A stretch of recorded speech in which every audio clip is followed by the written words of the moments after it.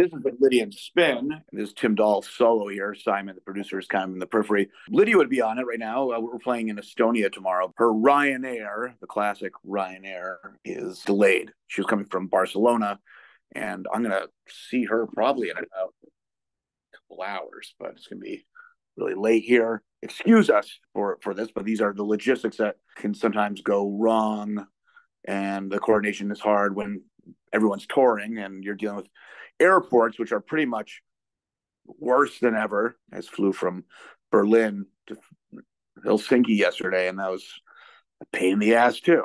Actually, I had a pretty dramatic experience. There was, well, the airline attendant was a doppelganger for Genesis P. Orridge, which was interesting on Finnair. I was like, what? Has Genesis been reincarnated? But I don't think it was, clearly. But what I had this experience flying into Berlin, and we're about to land. I mean, we're not 1 or 2 seconds from landing, but I'm seeing trees and cars and houses. I mean, it's close. And then suddenly the fucking plane just skyrockets straight up. And the force of that is pretty intense. It's like, I don't know, these amusement park rides, if anyone's been on those, where you're kind of stuck to the wall, the gravity thing, we're spinning around so much. Well, everyone's back was to the chair, and we went straight up. And I don't know why they handled it this way. I mean, fortunately, I'm here. It worked out. But one person screamed, but everyone else kind of they went totally silent. But it took like 5 to 10 minutes before the captain got on. She was like, well, she explained it, but I was like, why don't you tell us before? Because we don't know what's going on here. I don't know if it was her or the air traffic control or, well, what turned out to be the helicopter that was directly below us. And they had to pull up at the last second because we're landing and there's a helicopter flying right below us. So that was a little hairy, but it worked out. And, the pilot was good enough to recover. We just had to go in the queue again. So it took another 20 fucking minutes. Berlin was a great time. Always is. It's really fun. Just dynamic and busy, like big world-class cities are. What was the best part of Berlin? Well, I've been on this trip. I've been mostly, except for Poland, I've been mostly in Finland, up in the Baltic. And when I arrived in Finland a few weeks ago, there was snow on the ground. And not to be a whiny bitch, but it's kind of like, I don't want to deal with winter anymore. So Berlin had incredible weather. Of course, it's a nonstop party. People are out. It's pretty affordable city in terms of just, you leave New York City and it's like you leave your house. And if you are really, really penny pinching, you're still going to spend $60, right? If you're really just watching. Yeah. Berlin, your money goes a lot further. Now you might like this. So there's a boutique bass amp that's made by this guy Walter Woods. He's a legend. Lives out in the desert of California, and the word is he worked for maybe Lockheed Martin or something, because a lot of the technology he put into this amp was this Class D electronics that was kind of originally from aviation, kind of airplane technology. It's not really clear, but I think that's the word, is that he got a lot of that stuff from there. And yeah, it's an incredible sounding amp. But it's a boutique thing, maybe better for jazz and all that stuff. Well, Walter is very old now. The word is he's still alive. Very good guy. I actually had one of his amps once. I was in a bad car accident, which is actually connected with this John Colpitts interview that's coming up. Well, these are very expensive amps. And I told Walter, I go, can this thing be fixed? I mean, it couldn't. I was just being very optimistic. And he heard my story. I got hit by a drunk driver, and he sent me a brand new one for free. So I like Walter. But that doesn't mean he's not paranoid. So he's kind of an innovator, but no one but him could work on him, because all the components, he scratches off all the serial numbers, all the details. So no one knows what, they open it up, they don't know what the parts are. And it's very involved. He scratches off? That is so crazy. Yeah, it's super crazy. And so I'm trying to contact him.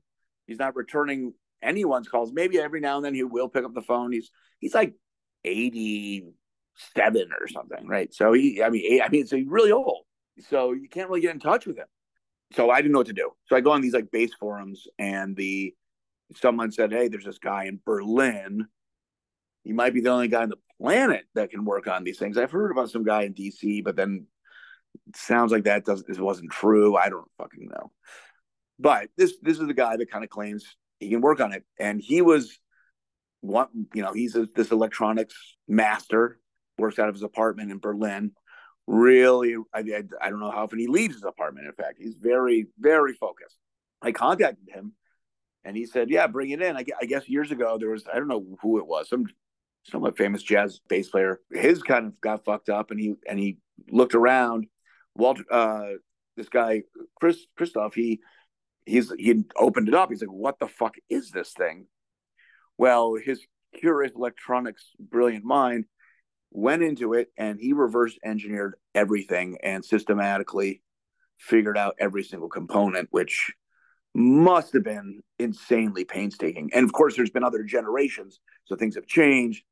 So it's ongoing. But I dropped this thing off with this guy, and so one thing I had to do there is pick it up, and he repaired it, and he also repaired one of my pedals. So that was one good thing. And of course, I had a show at Trickster Tuesday, and that was a blast. It was really just kind of a lot of familiar faces came out, and we went fucking nuts.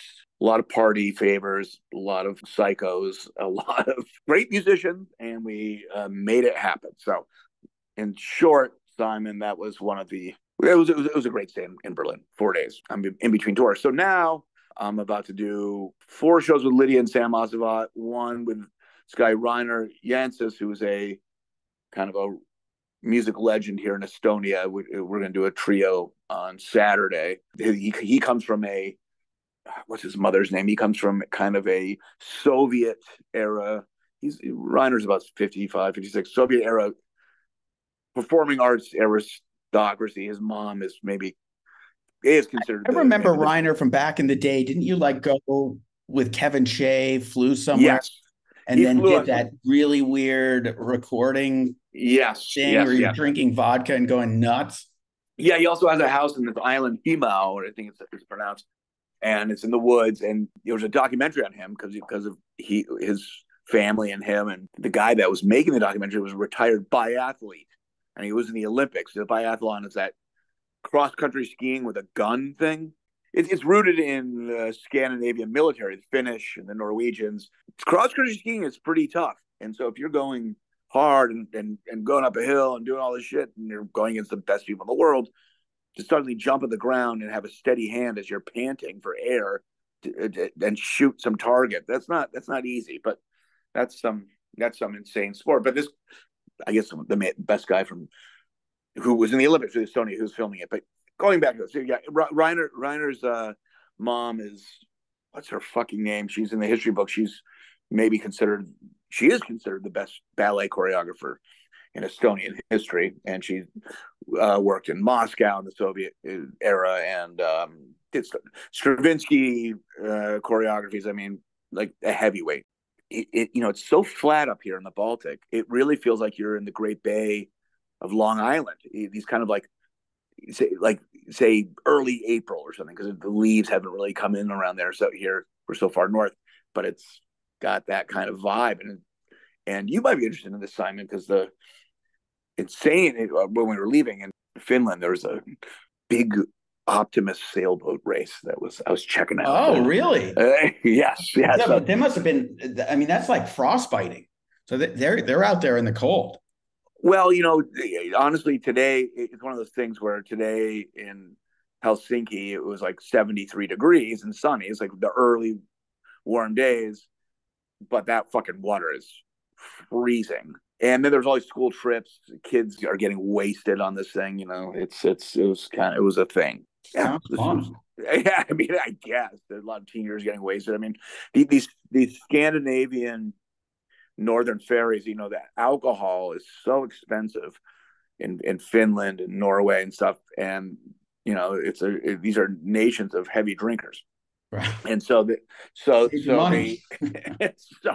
once they go in that, basically once the taxes are lifted, everyone's going fucking bonkers. I'm not going to name names, but some female Finnish friends of mine, these are very sexually progressive countries. Like, this is the first world leaders who were females were from like Finland and Sweden and stuff.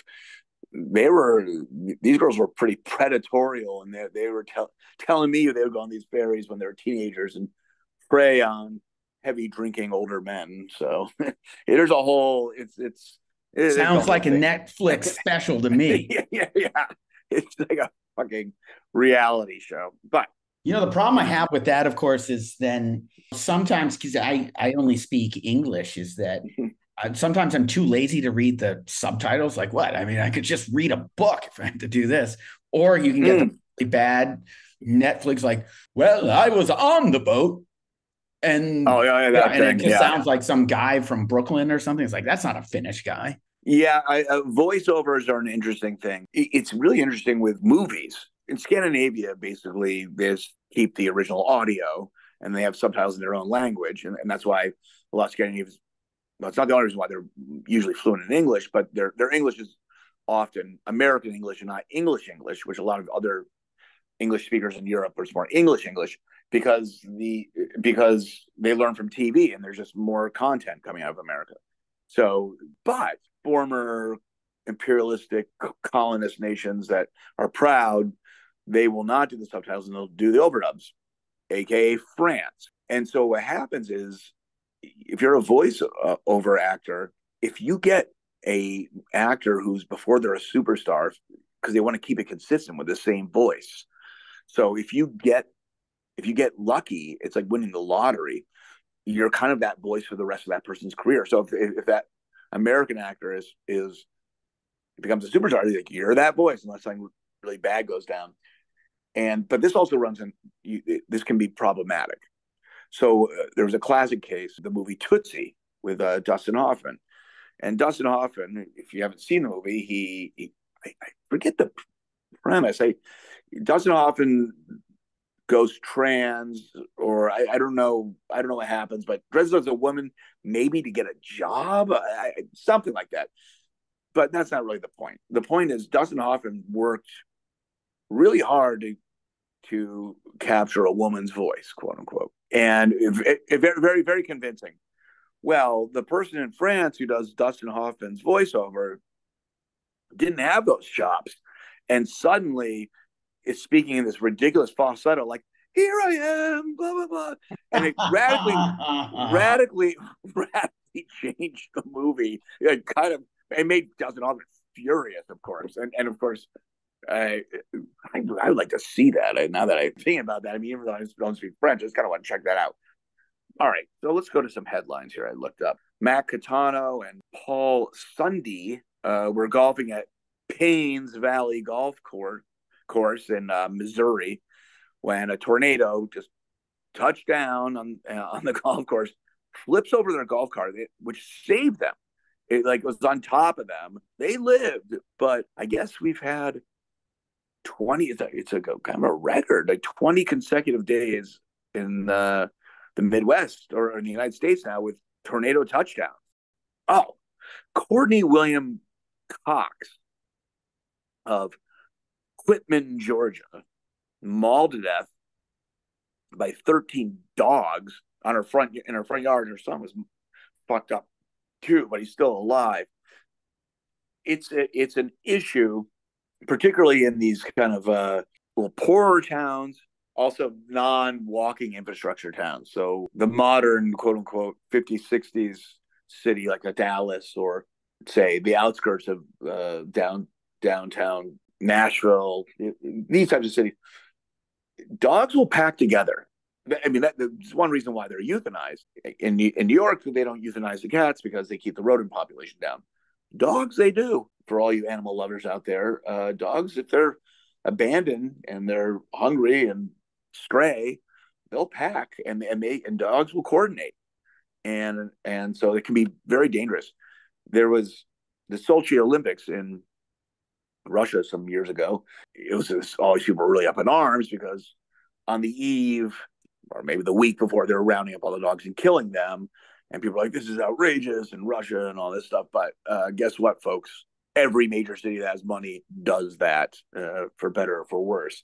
I mean, but what's kind of funny, I guess, yeah, but that's kind of funny as an image, is that basically with all the breeding and all the purebreds that we've made over millennia, it's a real scrap pack. So it's not like a pack of wolves. You have like a Great Dane next to a little Dachshund next to like a bulldog. It just looks really funny that they're all kind of going through the area and all shapes and sizes and looks. I do. I'm sure you've seen this news article because it was hilarious. I guess it wasn't hilarious for the woman that this happened to, but the woman who was bored by a bull on a Mexican beach. I didn't. I see. I've been in Europe for 5 weeks now, so I'm missing some of the fun stuff. Let me read this to you. I think yes, please do. Raging bull attacks woman on Mexican beach as tourists scream in horror. You're really playing with it right now, one man yells as the woman stubbornly refuses to get away from the beast. A wild and violent bull that was loose on a popular Mexican beach attacked a woman several times as panicked onlookers screamed in horror. Why the fuck was a bull on the beach? It must have just escaped from like a farm or something. I don't know. Or did some psycho release it on a beach? I mean, and then what, she was doing a stare down with it? Well, I'm playing the video now. It starts with warning graphic content. Let me see if I have this louder. Oh, no. Uh-oh. Oh, man. I mean, why someone would be on the beach with this thing? This thing is huge. Oh. Well, I mean, she approached it. I mean, that doesn't sound like... Yeah, she approached it. She goes to grab the bag that it's trying to eat out of. Like, are you out of your mind, lady? Oh, yeah. She's going to die. I mean, like, when you go to the Dakotas or out west of the Western Great Plains. Wow. Oh, boy. Well, I mean, it's one of those things. It's like, yeah, as I was saying, you go to the Great Plains and there's just signs everywhere. Do not approach these wild buffalo, or just don't approach fucking any buffalo. You know, it's a combination of being entitled and stupid. You know, it's not understanding reasonable boundaries. As the great David Earl Budden says, like, leave nature alone. Even a squirrel will fuck you up. I mean, just keep a distance. You know, like, let it be. I don't understand why people feel like they have to do that, but yes. I mean, yeah, nature. I did have a buffalo. I have an extreme buffalo story or experience, I should say. It's a road trip with my dad and my brother when we were kids, and I think we were in the Dakotas, and we're like, oh, look, there's a buffalo, you know, through the Great Plains. It's like kind of running around, and then we come around the corner, and it's like a wild herd of like 4,000 or 5,000, like, to the horizon, and like, and you have to, like, you can't go anywhere. They're clogging up the roads, and it's the Great Plains, and it's like this kind of dark brown dots all the way to the where, you know, as far as you can see. People used to shoot them from trains for fun. Oh yeah, that's yes. We brought them we brought the population down considerably, and they're protected now to a degree. But there were some a couple on motorcycles behind us, and they were not exactly thrilled. Are they related to the cow, the buffalo? Are they bovine? Good question. I mean, it's I don't know that. I should know that. I mean, if you go far back enough, a lot of things are related. Like bears and dogs come from the same. I can kind of see that. Yeah. But that's like way long ago. I mean, I can see that. I can see that how a golden retriever and a grizzly bear are related. Well, you know, as Nader Navai says, you know, with dogs, like, imagine a life where your head is 90% nose. I mean, it's kind of like. I mean, well, their smelling is insane. I mean, grizzly bears are maybe don't quote me on this, but I think not grizzly, polar bears. Oh yeah, polar bears will track you. Yeah, I mean, 60 miles. They can smell a seal's breath out of a little hole in the ice. You don't want to fuck with that shit. No. That's why I Anyhow, live in Brooklyn. I don't do that. yeah, different types of bears there, but Yeah. they're they're they're They'll track you for miles too. they're harmless. John Colpitts, I drummer extraordinaire from the band Oneida, and we are happy to have him as a guest. Again, I'm speaking on behalf of myself and Lydia, who's basically on a delayed flight from Barcelona to where I am right now, Tallinn, Estonia. We're happy to have John on. I've known him for a while, and we're psyched to share the interview with you out there in the world. It was an interesting one because this was recorded just a couple of weeks ago in Finland, and from Helsinki. I mean, St. Peter's right around the corner. I don't know. There's a lot of technological interference, so it got cut a little short, but it was a great interview, and we're psyched to have him.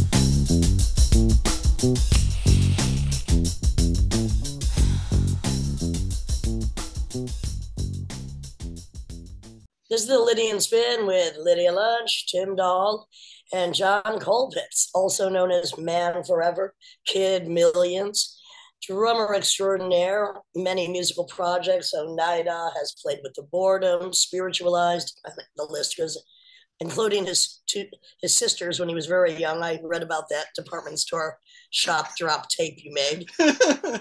Well, So nice yeah. I'm in Chattanooga. Tim's in Helsinki. Where are you at, John? I'm in New Hampshire. I'm at my parents-in-law's house in the basement. Where you belong, no doubt. Yeah, I gotta get out of the way. How deep in New Hampshire are you? It's actually southern, so it's just like, Southern Massachusetts. hour away from Boston. Cheers, my friend. Cheers. It is wine o'clock. Yes, it is. Hello, I know I liked Thank you before God. I even met you. There we go. Well, also here in Finland, it's a national holiday where they just get wasted. Like you need an excuse, Tim. Oh, nice jab. Yeah, Tim, you are breaking up. Not this Okay. again. I mean, I'm in Finland, which is Yeah, but did you see the article I just sent you about Finnair going to the nearest town to Tallinn, which I'm supposed to have we're gonna be GPS? there. No, the Baltic is pretty insane right now. John, if you can hear me, Yes. who's your favorite performer from New Hampshire? Oh my God. The only one that comes to mind is Aerosmith. I mean, I do love Aerosmith. I thought they're from Boston. They're from New Hampshire. They're originally from New Hampshire. They moved to Boston to make it big. Oh, good insight. I thought you were going to say Gigi Allen, or maybe the Synclavier.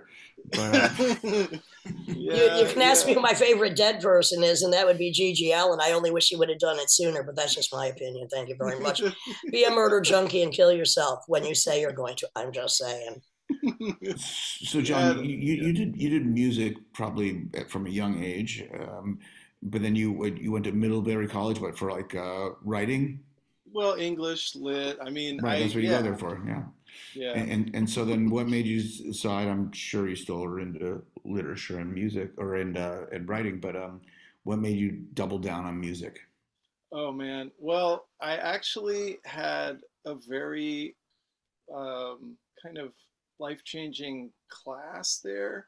In retrospect, like amongst you all, it may seem a little corny, but it was like I was like 19 and I took a jazz performance winter term class with Fred Haas. He's a saxophonist who teaches at Dartmouth now, and he like handed around a transcription of a Charlie Parker solo on Coco, and then he played it. And I can't read music, but I can kind of follow, and just seeing the composition like laid out and hearing it, I don't know, that moment really changed my life and kind of made me double down, as you say. I was playing, I was playing in bands since high school, but that was the Always major. drums? Always with drums?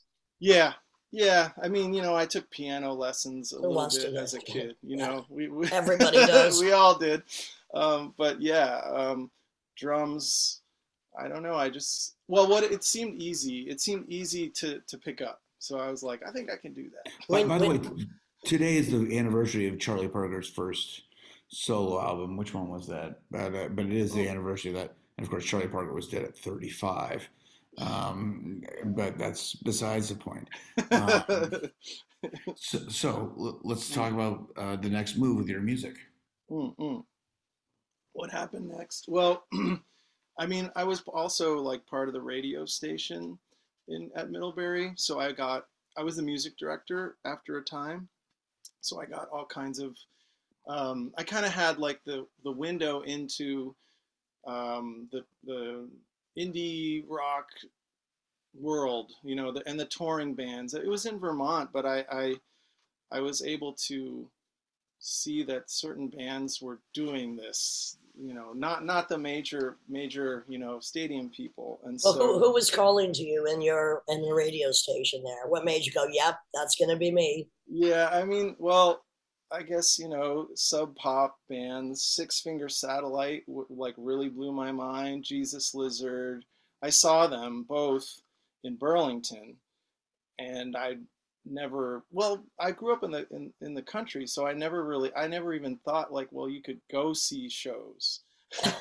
You know, so it was like a revelation just to do that, you I'm know. on tour So with JT Haverstead, and he's wearing a Jesus Lizard T-shirt today. We're all okay, big fans. So, okay, Jesus cool. Lizard were just amazing, of Oh course. my God, they blew my mind. It was scary, honestly, you know, for me to watch it because the David singer Young. David Yao was like kind of staring down somebody in the audience, and the guy wouldn't look away, and David Yao was clearly like profoundly drunk, but he was fully engaged, and they were just having a staring contest, and at one point David Yao just leaped at the dude, and it was like the most terrifying thing I'd ever seen.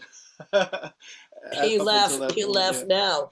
I described David Yao as the gum under the table that you might have just you can't get too close to it. We love him, of course. Yes, He's yes. Oh amazing. yeah, yeah. I met him. I met him once in Indianapolis because he's part of like the label that Oneida's on, and we were What talking. label is that? It's called Joyful Noise, and they're in Indianapolis, and he was talking about uh, Indianapolis real estate. So there was another side of him, Oh boy. Oh which was, I boy. mean, it was fun. I don't know. That's pretty funny. I mean, do you every now and then, of course, these novel experiences are harder as we have more experience. Every now and then, do you still get scared at a show? Oh man, scared. I mean, you said it was frightening, right? I mean, Yeah, yeah, I mean that's part of like maybe immaturity. I love being scared still, and I'm yeah, very immature. So I just no, I want to know. I yeah, mean, I yeah, love yeah. being a Yeah, but little not terrified. but Tim, now you do stuff that scares other people, like our satanic, symphonic, murderous again, duel or triad. I Yeah. mean, it's fine. We Now have to you bring it scare to other that. people. Ghost story, telling a ghost story and scaring yourself is a thing too. But that's besides the point. I Do you wish. do you still ever get like a novel bump from live experiences, and how regular are they? And what was the Oh last yeah. one that you had? Oh man, all the time. It's really I really love that I still have that experience. Well, like this weekend, Oneida played in Providence and we played in Portland, Maine. And the show in Providence was the band that we were playing with. They're called There, but Okay. they feature members of Arab on Radar and uh, there was a couple other huge Providence bands. Anyway, yes, that band like it was like it brought me back to the first time seeing the Providence music. You know, I Right. don't know if you guys. I mean, I'm sure you guys know about that world, but it felt like Bobby from Oneida and I were talking, and he was like, you know, I think Providence is kind of like New Orleans. Like it has this sound, and it really did. It was like so centering. Steve, the guitarist from Arab on Radar, is in this band there, and Yes, I know Steve. the first like notes that he played, it like centered me and like moved me so much. Even though they're just playing like really I guess one of the guys in Oneida, Shaheen from X Models, he was like, they're like no Floyd or Oh, something. nice. And I just was like, okay, but yeah, that floored me. And then in Portland, the first band Snakes, it was like an acoustic duo, and I was like almost in tears. So it's like it That's happens. great. Yeah, it was. So it's really cool. Anyway, how about you guys? Does it happen for Well, you? I mean, I dig deep. I listen to the worst music on the planet, and I listen to it regularly because it's everywhere. And And that's when I so, leave the room. And well, a band that I saw recently that was really great out of the UK is called Tina Kit, Oh, and that was the most kind of brutal, booted and suited young rapscallions I've seen in quite a while, and they've got stuff coming out. They opened for some of the shows I did with my suicide tribute, and that was pretty exciting. But I have to say, I was very excited by your piece Recovery on your music from oh, the accident, if you want to go wow. there. That song Yeah. is so beautiful. Oh my God. It's How really, nice. really great. Wow. Um, Thank you for listening. That's amazing. I have to investigate my subjects. But that's really, when did that album come out? And if you want to talk about Yeah. what quote unquote drove that record, because it's a Well, horrifying experience. yeah. Well, That terrified me reading about it. oh, well, yeah, it was Yeah, scary. Well, so it came out in 2022. it's Um, three tracks. yes, yeah. I mean, basically, so actually, it's cool that we're talking about it because Tim, I really remember. Okay, so backing up a little bit, I was in a car accident in LA. Life threatening. Yeah, it was a bad one in 2018, I guess. You And were going to the airport, middle of the night. Some drunk asshole crashes into you, almost literally going into you in the back seat, I guess. that's right. I'm so That's right. sorry to hear that. No, no, no. I Oh mean, yeah, yeah, thank yeah. you. Horrible. Thank you. I mean, it was brutal. And recovery took about 6 months. But one thing that I really remembered a lot was Tim Dahl on the podcast today. okay. He wrote to me. He wrote to me like a very like kind and like sensitive and direct message about like you've been in an accident I was in a as bad well, car right? accident myself in 2003. Yes, yes, yes. Yeah, and Tim just like I mean, I'll never forget it. It was like, it's such a dark time, and he just kind of was like, "Hey, man, I've been through it, and Yeah. you'll get through it." And it just, I mean, I still remember. All It's right. just those little things. But anyway, Sure. yeah, yeah. But the Well, record, also, just yeah. because I Sorry, want to blah just blah blah. review that for 1 minute, because as I read in Quietus, which is a great article on you, the Quietus, Mm, mm, mm. that you were really busy and you were doing all kinds of things, and none of it really making money, or kind of like we all do, run in a circle at some points in our life, because that's what we do. We're just trying to get wherever by doing Yes. whatever. And that kind of just, you had no choice but to stop full circle, full right into Full stop. the Yeah, wall of the back of the car, right into your back. yeah, And it made you reevaluate a lot of things. And totally. we hope to not have to have that kind of a serious accident in order to do that. Yeah. So it's amazing, John, with my experience, and it was a high speed accident. It was in the autostrada in Italy, so the survival Mm, rates aren't so great with those kind of accidents. mm. And I was lucky to come out of that alive.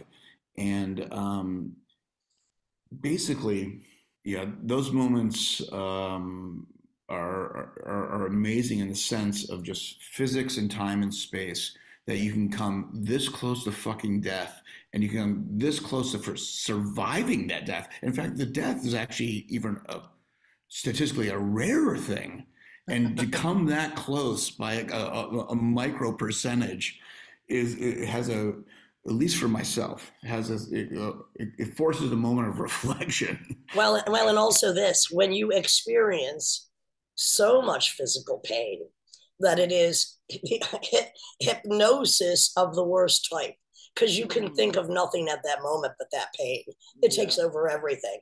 totally. Um, it's kind of a very good life lesson because people that haven't had that kind of pain, not to quote Jerry Stahl by saying I'm kind of a pain snob, but I I love that quote. kind of am.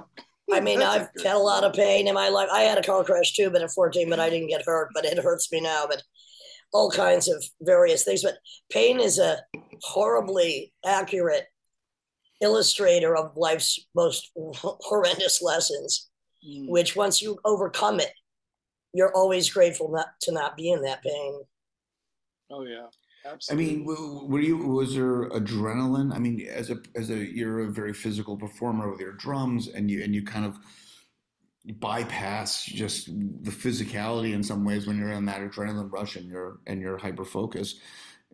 When you're in a car accident like that, I don't know what your exact final situation was. I know it was very serious. Were you actually in a lot of pain, or was your brain just kind of taking over and you were just kind of Well, moving check it ahead? out. Check it out. You guys will get a kick out of this as road Dogs, warriors, road dogs. road dogs. Like, I mean, I got the car, so that we got hit by the car, and then there was a quick, sharp pain, Yeah. but it wasn't lasting. But then when we came to a stop, I was like, and after like I got my breath back, which was not completely knocked out of me, I was thinking maybe I can still make the flight. Oh, Jesus. No, John. I was on the road, and it's amazing about it. It's like when a child steps on an ant farm and you see them all they're panicking.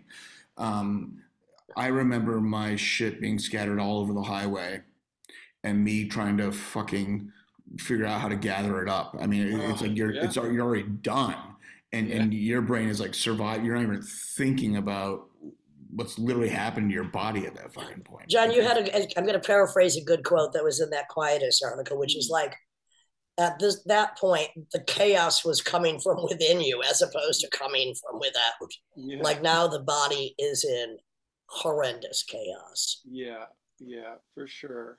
And I I mean, mean, the yeah. they won't give you enough drugs to knock the pain out. I mean, Oh yeah, no, it was. I was still there. Actually, my now wife, who was my girlfriend at the time, like came out to help me. But there was one moment where we still talk about it where she couldn't help. Like I was like, "Don't make me laugh. Don't make me it laugh." hurts too much. And like her eyes like got real sneaky, and she's like, "I'm gonna make you laugh, you Oh, mother." Oh, what but a sweet anyway, sadist you No, yes. married. no, but that's cool. That's cool because Best Yes. laughter, medicine but unless your ribs are broken. Yeah. Right. exactly. Yeah. Right. Well, they were broken, but Yeah. So anyhow, I mean, you already had a whole world, a band that has a following, that has a thing, and then this happens, and then now you come back, you have a family, you have a wife, you have COVID. Not you necessarily. I assume you I probably got did. it at some point. But I yeah, did. but like it's that whole world, and here we are right now. So, um, let's talk about what you're doing right now. Let's talk about you have this album coming out, correct? Yeah. Yeah. Oneida has a new album. It's coming out in July. Called Expensive Air. Yeah. It's like it was shit. I didn't count. It's like 16 or 17th album, I think. Um, Amazing. yeah. Well So, done. Well done. wow, thank you. Wow. Mhm. I Yeah. appreciate it. Yeah, I Yeah. mean, okay, we're just trying to do as much as we can. I guess Catching up. we're just like we have like everyone has a family except Shaheen, but he's busy, so we just kind of piece together whatever we can. But I feel like we've had a bit of a resurgence creatively, and so it's really cool. Like this album is coming out like less than 2 years since the last one, which we used to do one a year, but we're old now, so that seems like pretty fast. Do you tour every album? Well, yes, but we did this one. It was a little odd. Like we told the label, we have this record. It's done. we'd like to put it out in 2025 when we're able to tour. And they said, no, let's put it out now while it's fresh. It's like, all right, well, we can't do many shows. They said, that's fine. So anyway, I don't know how to take that. But yeah, we try to tour, but touring, it's not like what you guys do. It's maybe 10 days in the U.S. and 10 days in Europe, like kind of thing. Like it's quite curtailed.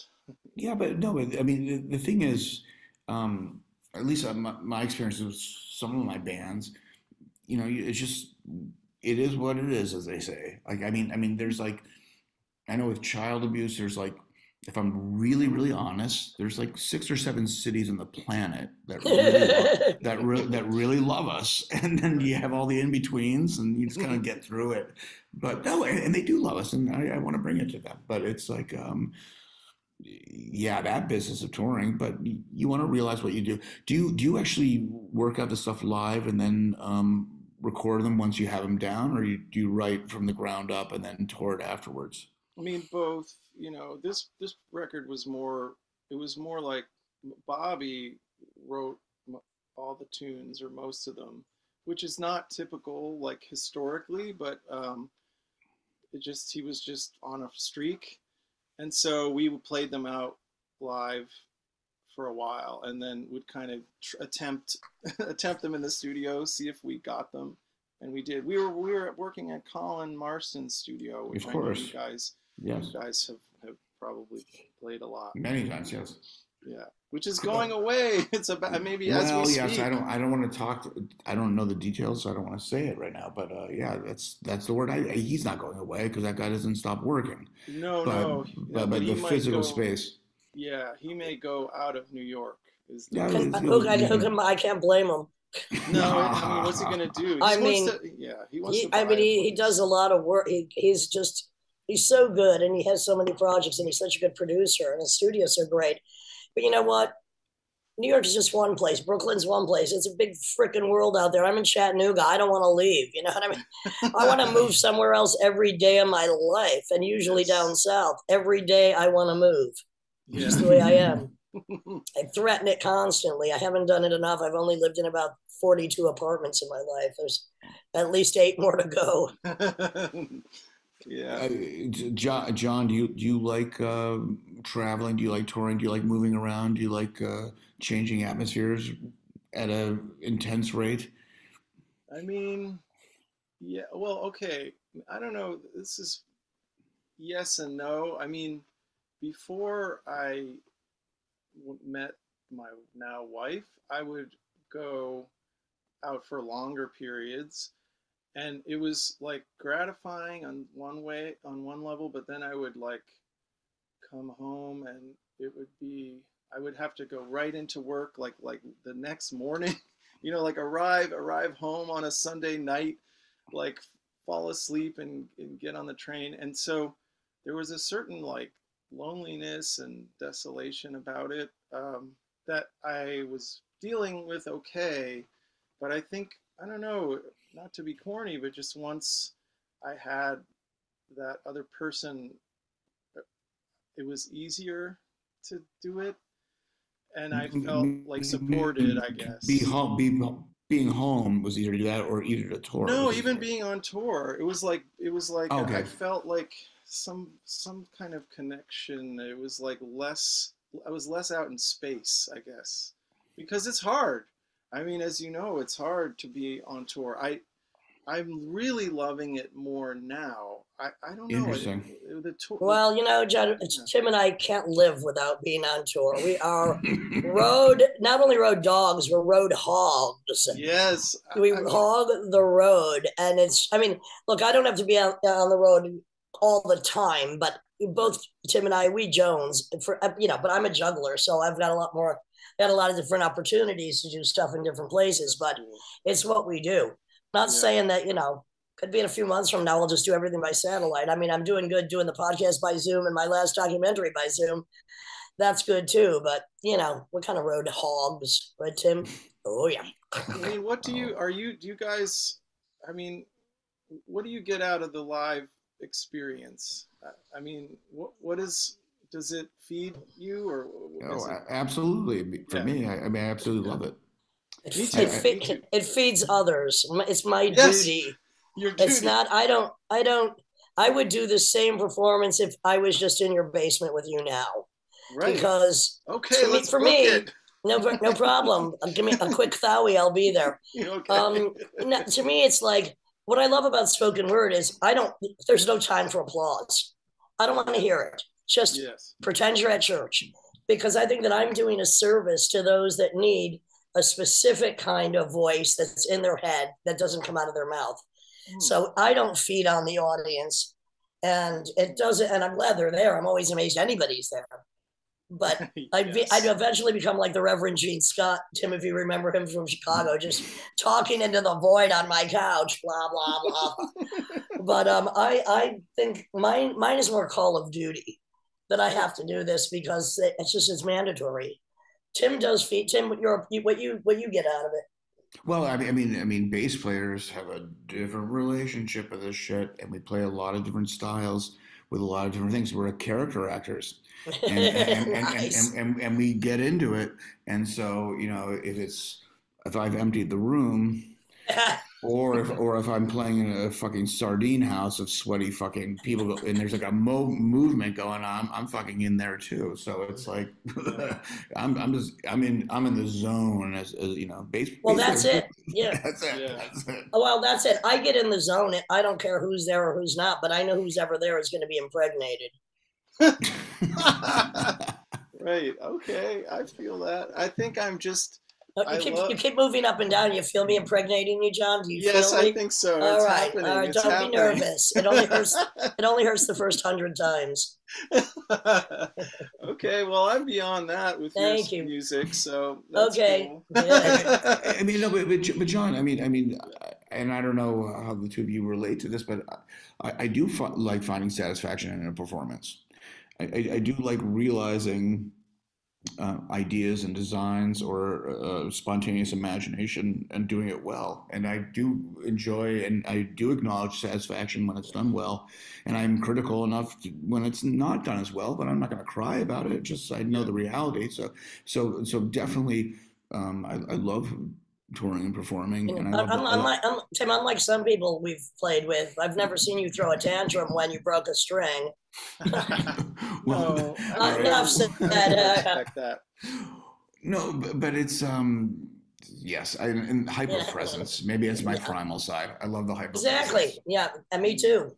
Mm, But I'm What about always you? in it. right. Yes, you But are. John, you're behind the drums, and is that feel a little safer than say being in front of a microphone? Oh Yeah. God, yeah. Oh God. I mean, I do sing like, and I honestly, I kind of avoid that. I do like I've written, in Oneida, I've written songs. I have to sing them, and I'm kind of like, oh, why did I do this? It's harder. It's harder for me, like emotionally.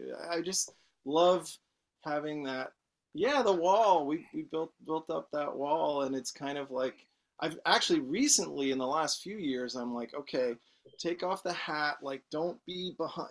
Make Right. sure you're making eye contact. I used to just play with my eyes closed. And when I started getting some more professional gigs, that became a problem, because people are like trying to tell me to stop. Yeah, well, exactly. Well, you got And to be aware of the other people when you are playing with them. It's true. yes, Are, yes. are you? Did you take drum lessons? Did you study? I mean, what's your drum history? Yeah, totally. I did. Although it's been a little bit sporadic, but I did take lessons. I think after I had that experience in college with the jazz awakening, I started to take lessons with a drummer named Steve Johns, who studied with Alan Dawson, who's kind of Sure. this. Yeah, okay, so Alan Dawson is kind of the root or of a Well, certain taught Tony style. Williams. You taught Tony Yes, Williams. I yeah. mean, So that says it all. Come on. yeah, and so that kind of was a gateway for me. But and so I do take lessons occasionally still, like it, and I teach. So I'm like I have to be on it. So I like to still take lessons when I It's can. amazing. I wish I did a little bit more regularly, but it's like I have a 2-year-old daughter, so it's a little harder to practice as much as a teacher deserves, I guess. Do you, when you do practice, I mean, do you have a studio you go to? I mean, look, drums are hard to practice in the house unless you have an insulated, isolated basement. Yeah, I do have a studio and I do practice at home. It depends. I do have a basement. It's not soundproof, so It helps though. Yeah, but it's something. I think it's like I do a lot of stuff with. It's more like coordination and stuff on the pad and like, right. you know, stuff that you can kind of get Well, away that's with important doing though. quietly. Oh yeah. No, so but so that's the thing. It's like when I rehearse with child abuse, it's like we have to rehearse loud because that set is a loud set, and for drums, you can tap dance on your tippy toes all day, but if you're not, if you don't have the physical strength to play a real show, you kind of have to build it up, just like lifting weights or exercising. I know I play contrabass, but I don't play as like I used to because that's a beast, and that's a physical thing. You got to keep up. Yeah. How do you like? Yes. I mean, This is cutting up a lot, Tim. Oh, it is. Sorry. Yeah, I mean, both of you are cutting out on my end. That's the thing. We're getting GPS interference right now. Okay. I don't know what to say. Simon's. I hear John fine. I hear John fine. Who jinxed himself? Ooh. But he's breaking up to me. I mean, look, there's so much interference and power outages right now that this is getting kind of ridiculous. I'd be happy if we just played the song "Recovery" from John's album "Music from the Accident" as a crescendo going out of so John, just glorious music. That's all right. I got to get off this podcast. It's reverberating in my head. All right. John, thank you so very much. I'm going to sign out to this. Yeah, man. You two can carry on, but I'm going to say that. Well, carry on if you can. But this is the Lydian Spin with Lydia Lunch, Tim Dahl, and John Colpitts. Oneida, Man Forever, Kid Millions, Drummer Extraordinaire. New album out in July with Oneida. Check out Music from the Accident, and we should play the song "Recovery." Play, and John, give us a plug. Give us a plug for your newest album. Okay, cool. So Oneida's record, "Expensive Air," is coming out on July 19th on Joyful Noise, and pick it up everywhere. Cool. And basically, thanks tons, John. It's like 2 a.m. for me here in Helsinki, but I'm psyched that you're on. Oh, and man, thank you, brother. I really hope the best with this. And Lydia had a grand exit, which was pretty awesome, actually. I love that. Actually, I love that.